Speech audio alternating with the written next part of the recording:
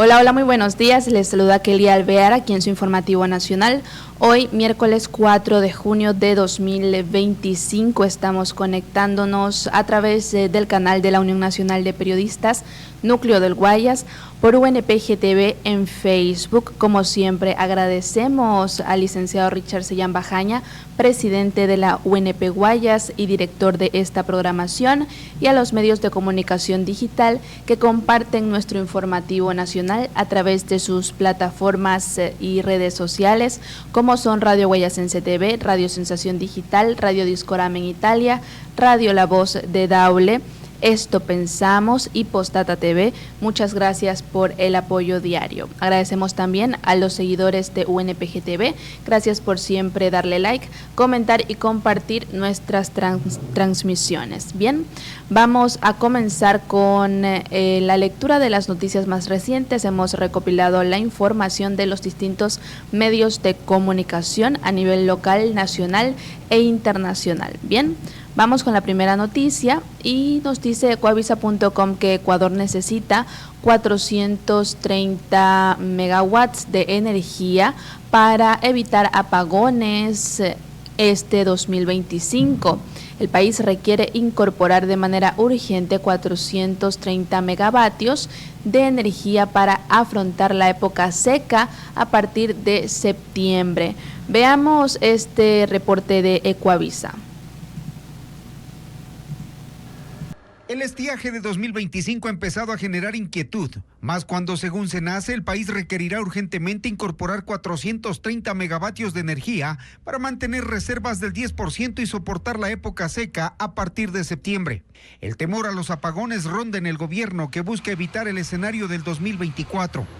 Ha declarado prioridad la atención del sector eléctrico y la operación del bloque 6 del Campo Amistad, que abastece de gas natural licuado a la termoeléctrica Termogas Machala, la más grande del país.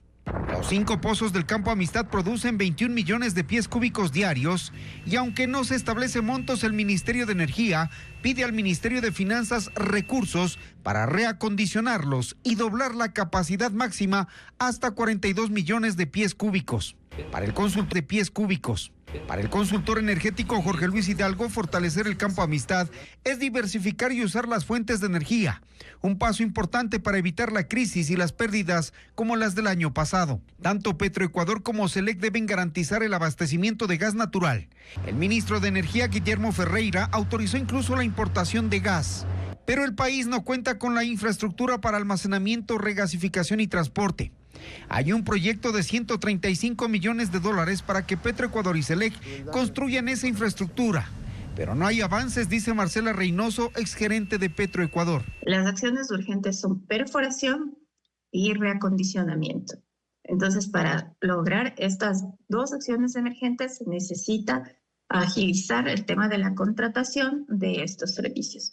Entonces, pero para agilizar la contratación se necesita que el Ministerio de Finanzas realmente le adjudique esos valores a Petroecuador porque no estaban en el presupuesto. Si se logra duplicar hasta diciembre la producción de gas natural, esto también beneficiará la generación de electricidad en Termomachala, que actualmente genera 80 megavatios y está en capacidad de aportar 145 megavatios al sistema nacional interconectado.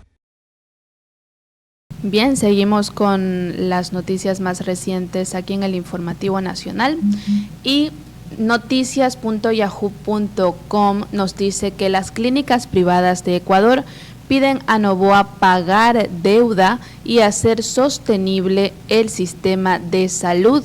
La deuda del gobierno de Ecuador con las clínicas y hospitales privados del Ecuador llegó hace aproximadamente un año hasta los 550 millones de dólares por servicios especializados y de alta complejidad prestados al sistema público de salud. Una situación que el sector quiere evitar que se repita con la propuesta al jefe de Estado, Daniel Noboa, de establecer un espacio fiscal para salud que permita asegurar la sostenibilidad de la sanidad pública. Textualmente dicen: creemos que este problema tiene que resolverse con la coyuntura, El Estado tiene que pagar y atender a la gente que está enferma, pero también es necesario que comience a priorizar toda el área de prevención de la enfermedad y promoción de la salud para que haya menos enfermos, comentó en una entrevista a EFE la directora ejecutiva de la Asociación de Clínica y Hospitales Privados del Ecuador, ACP, por sus siglas, la señora Ana Delgado. También ella dijo: nosotros queremos ir un poco más allá y con humildad, profesionalidad y seriedad plantearle a Noboa que cree un espacio fiscal para el sector de la salud, apuntó textualmente la líder gremial del sector privado de salud del Ecuador. Delgado aseveró que el presupuesto público para la salud tiene que ser sostenible, suficiente y fiscalmente responsable. Y para ello ven a la administración de Noboa en condiciones de identificar fuentes de financiamiento, que es lo que no se hizo en años anteriores. Bien, vamos a estar pendientes de esto. Vamos a ver si existe una respuesta por parte del presidente. También Yahoo.com nos dice que el Congreso del Ecuador aprueba instalación de bases militares extranjeras. Esta es una noticia que surgió ayer por la tarde y la traemos hoy aquí al Informativo Nacional. Veamos el reporte.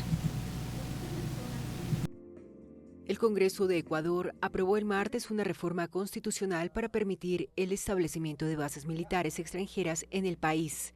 El reelegido presidente Daniel Noboa propuso en octubre el cambio de la Carta Magna para levantar la prohibición que existía al respecto, con el objetivo declarado de fortalecer su guerra contra el narcotráfico. 82 de los 151 miembros de la Asamblea Nacional unicameral y de mayoría oficialista aprobaron la iniciativa, que deberá ser avalada ahora en referéndum. Noboa cuenta con un plazo de 45 días, tal y como establece la actual Constitución, para convocar el referéndum. El correísmo se opuso a la iniciativa del mandatario. El exgobernante socialista Rafael Correa, que impulsó esa prohibición, también dio por terminado un acuerdo que permitió a Estados Unidos el uso durante una década de una base de la Fuerza Aérea Ecuatoriana en el puerto pesquero de Manta, al suroeste del país, para operaciones militares antidrogas hasta 2009. De acuerdo con el legislativo, la reforma constitucional busca fortalecer la cooperación internacional en la lucha contra el crimen organizado transnacional. Noboa afirmó en una gira en el exterior en mayo que Israel quiere ayudar a Ecuador con inteligencia para aplicar en la lucha contra el narcotráfico. El mandatario declaró el año pasado a Ecuador en conflicto armado interno, lo que le permite mantener a las Fuerzas Armadas en las calles. Bien, seguimos con las noticias y por otra parte el Mercurio.com.es nos dice que desde este 4 de junio Ecuador ya no subsidiará el diésel al sector atunero. Entonces, ¿qué pasa con las embarcaciones de la pesca artesanal? Veamos qué dice el Mercurio.com. El 2 de junio de 2025, la vocera del gobierno de Daniel Noboa, Carolina Jaramillo, había adelantado que se quitará el subsidio del diésel al sector atunero de Ecuador, y la medida se ratificó a través del decreto 20 que firmó el presidente ecuatoriano el 3 de junio.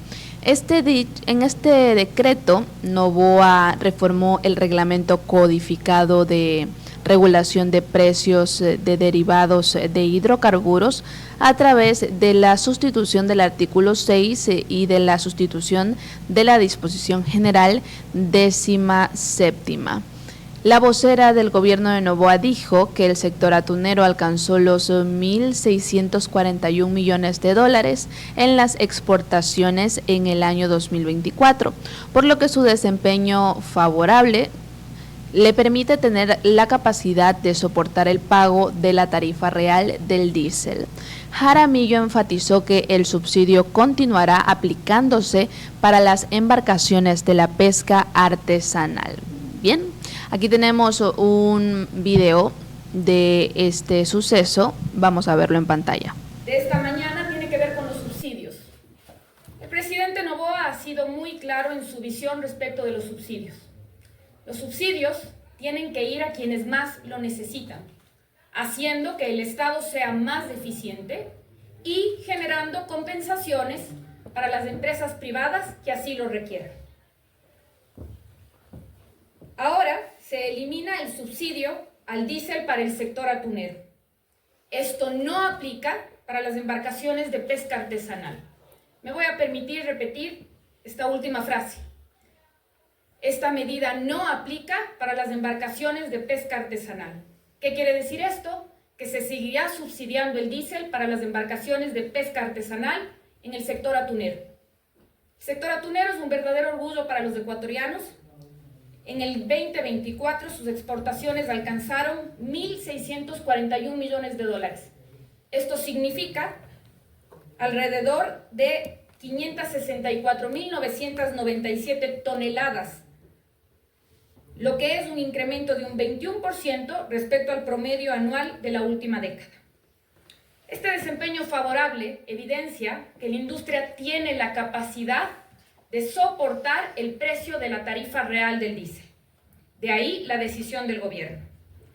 Además, es importante dimensionar esta decisión. 29 empresas atuneras, que son las más grandes del sector, absorben el 60% del valor del subsidio.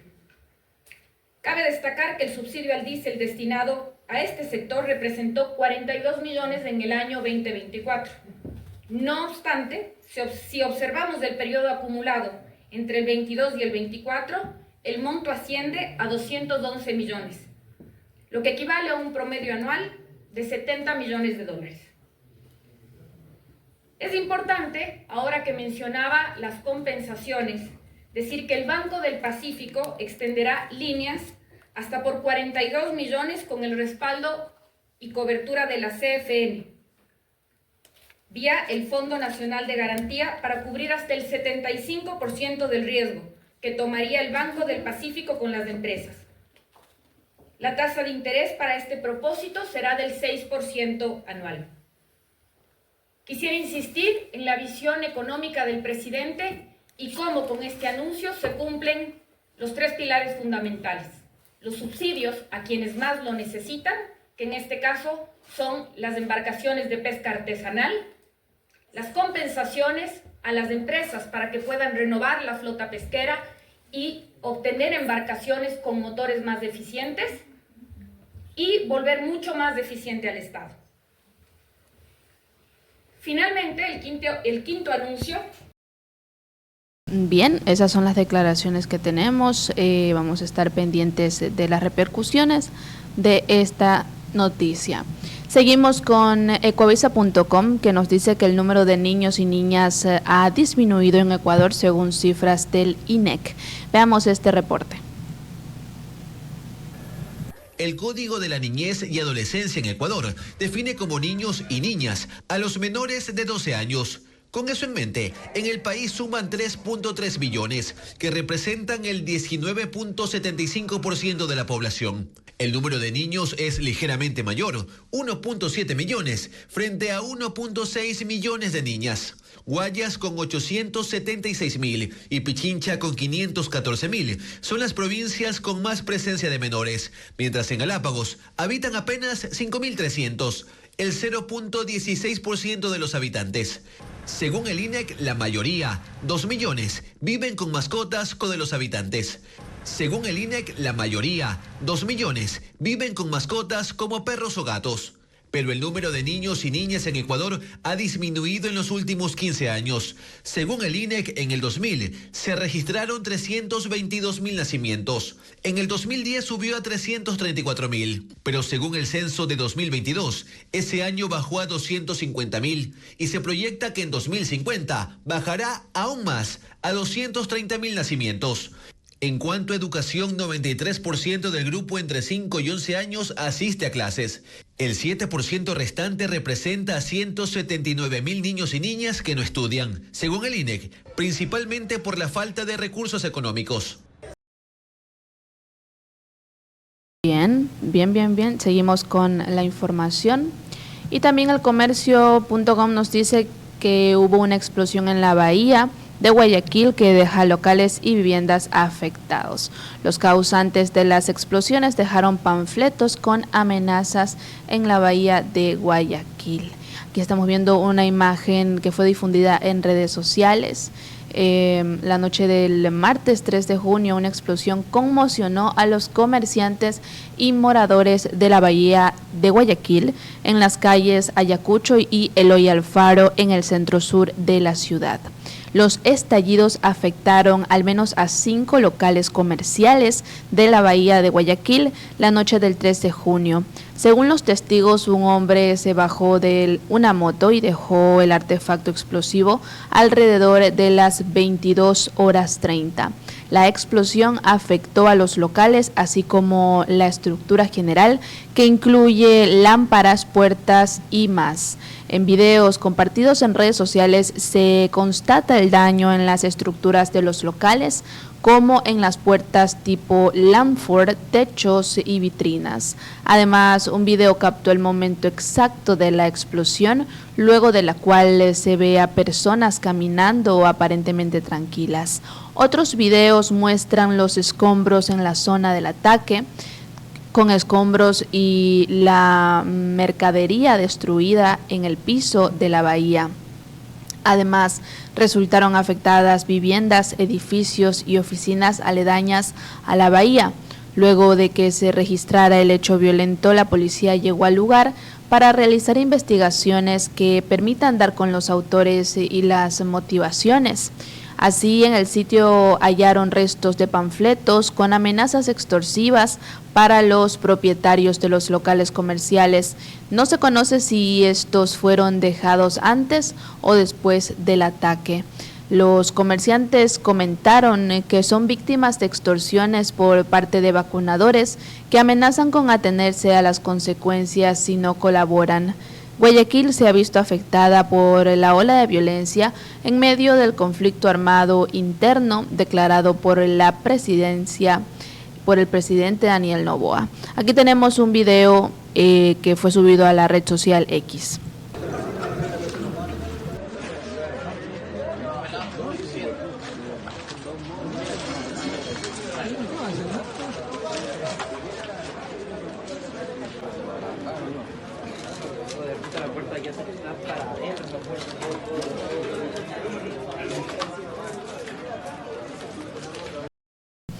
Es lamentable la manera en la que quedaron los locales, con tanto esfuerzo y dedicación que obtienen su mercadería para que venga otro a destruirlo todo en segundos. Y continuando con esta situación también, Primicias.es nos dice que además de la explosión en la bahía hubo otros 2 ataques en Guayaquil. Esto lo confirmó el alcalde de Guayaquil, Aquiles Álvarez. En Guayaquil existe preocupación por los ataques con explosivos a locales comerciales, además del estallido que dejó daños importantes en la bahía. Este 4 de junio el alcalde Aquiles Álvarez confirmó que ocurrieron 2 hechos similares en el suburbio. Textualmente, él dijo en su cuenta de X que ayer participamos en el Consejo de Seguridad junto a autoridades nacionales competentes en el manejo de la violencia. Sin embargo, esta noche y madrugada se registraron atentados en Guayaquil, uno en varios sectores de la bahía y otros 2 a las 0:54 en la calle 20 y Argentina y a la 1 en la calle 22 y Sedalana. Publicó textualmente esto en su cuenta de X el alcalde. Álvarez agregó que mediante Segurep el municipio colabora con la policía en las investigaciones de lo sucedido. Textualmente también dijo que hace unas semanas ya nos reunimos con comerciantes de la bahía para abordar la creciente inseguridad en la zona y advertimos oportunamente a las autoridades competentes sobre esta problemática, indicó textualmente. Además, el alcalde suspendió el enlace radial de los miércoles, aunque sobre este tema no se ha pronunciado. Bien, vamos a ver qué sucede, qué medidas toman, vamos a ver qué ocurre después de este grande problema que existe en el Ecuador sobre la inseguridad. Bien, vamos con las noticias de carácter internacional. Ahora sí, aquí en el Informativo Nacional. No olviden que pueden darle like, comentar y compartir. Corea del Sur. Tras meses de agitación política, el liberal Lee Jae-myung gana las elecciones presidenciales. Veamos este reporte de Euronews.com. El candidato liberal de la oposición surcoreana, Lee Jae-myung, ha ganado las elecciones presidenciales del país. El recién elegido líder se ha asegurado más del 49% de los votos, seguido por su rival conservador Kim Moon-so, que obtuvo aproximadamente el 41%. La elección de Jae-myung pone fin a meses de agitación política provocada por la breve imposición de la ley marcial por el expresidente Yoon Suk-yeol.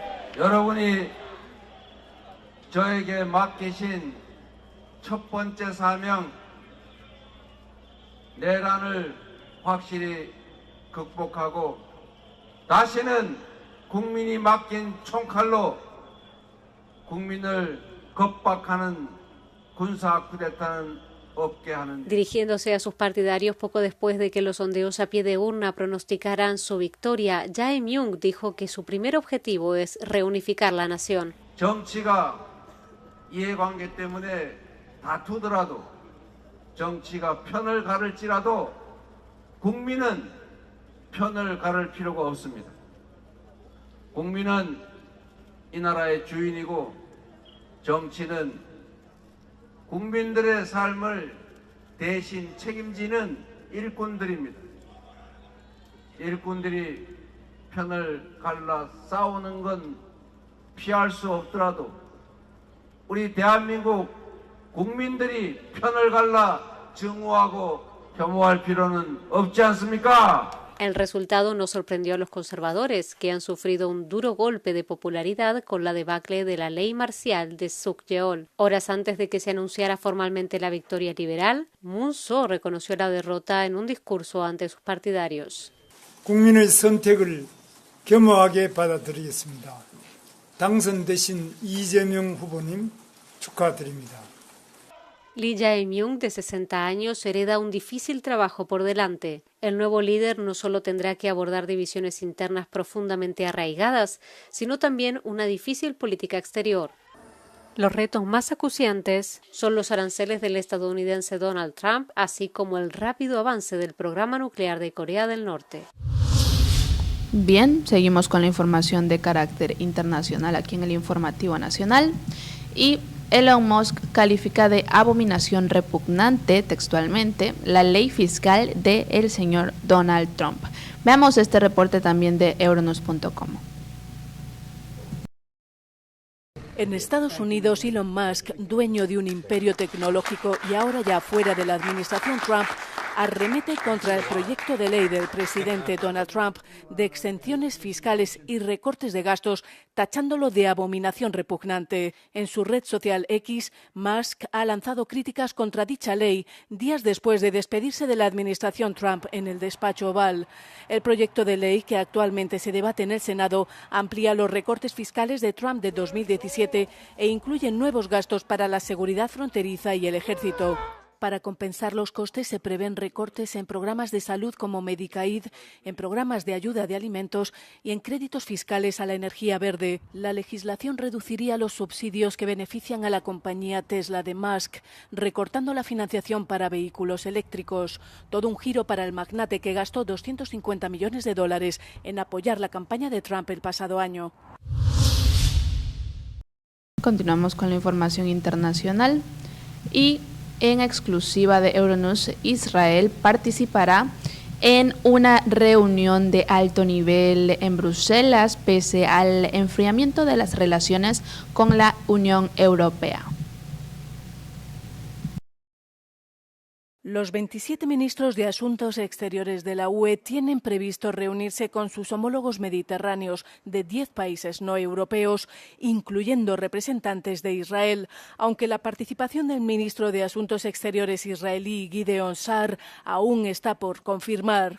La reunión ministerial de la UE con los países vecinos del sur tiene por objetivo profundizar la cooperación del bloque con Israel, así como con Argelia, Palestina, Egipto, Jordania Jordania, Líbano, Libia, Marruecos, Siria y Túnez. Sin embargo, la reunión se produce en un momento de enfriamiento sin precedentes de las relaciones entre la UE e Israel. La jefa de la política exterior de la UE, Kaja Kallas, declaró el mes pasado que el bloque examinaría si Israel ha violado sus obligaciones en materia de derechos humanos en virtud del artículo 2 del Acuerdo de Asociación UE-Israel. La reunión no será un foro para debatir la guerra en curso en Gaza, sino una reunión rutinaria en el marco de la Asociación de Vecindad Sur de la UE. Bien, continuamos y vamos con la última noticia de carácter internacional. Al menos 5 muertos en un ataque en contra de un convoy de ayuda en la región sudanesa de Darfur, según la ONU. Veamos este reportaje. En Sudán, al menos 5 personas murieron y varias resultaron heridas en un ataque contra un convoy de ayuda humanitaria en la región sudanesa de Darfur. El ataque contra el convoy de 15 camiones que transportaba alimentos y suministros se produjo cerca de la ciudad de Coma, controlada por las fuerzas de apoyo rápido. El convoy intentaba llegar a la ciudad sitiada de El Fasher, que recibía ayuda por primera vez en más de un año. This joint WFP-UNICEF convoy was made up of 15 trucks, and it had traveled over 1,800 kilometers from Port Sudan, and they were carrying nutrition supplies and food. The agencies were negotiating access to complete their journey to El Fasher when it was attacked. The route that the convoy was going to take was shared in advance with the parties on the ground who were notified and aware of the location of the trucks. Stéphane Dujarric declaró que todas las víctimas eran contratistas sudaneses que trabajaban para el Programa Mundial de Alimentos y UNICEF. Los dos bandos enfrentados en Sudán, las Fuerzas Armadas y el grupo paramilitar Fuerzas de Apoyo Rápido, se culparon mutuamente por los ataques. Sin embargo, grupos independientes achacaron la responsabilidad del asalto a las Fuerzas de Apoyo Rápido. Sudán se sumió en la guerra hace más de 2 años tras la escalada de tensión entre el ejército y las fuerzas de apoyo rápido. La violencia comenzó con enfrentamientos callejeros en la capital, Jartum, que se extendieron rápidamente por todo el país. Bien, y de esta manera estamos culminando con la revisión de las noticias más recientes aquí en el Informativo Nacional. Como siempre, de lunes a viernes nos conectamos con ustedes para entregarles las noticias a las 10 de la mañana en el canal de la Unión Nacional de Periodistas, Núcleo del Guayas, UNPGTV en Facebook. Agradecemos al licenciado Richard Sellán Bajaña, presidente de la UNP Guayas, por permitirnos llegar a ustedes y a los medios de comunicación digital que comparten este informativo nacional a través de sus plataformas y redes sociales, como son Radio Guayasense TV, Radio Sensación Digital, Radio Discorama en Italia, Radio La Voz de Daule, Postata TV y Esto Pensamos. Muchas gracias por el apoyo diario a todos los programas de UNPGTV de la Unión Nacional de Periodistas Núcleo del Guayas. Bien, les agradezco por haberse conectado con nosotros. Gracias por siempre darle like, comentar y compartir. Yo soy Kelly Alvear y los espero mañana jueves con más información. Que tengan un excelente miércoles.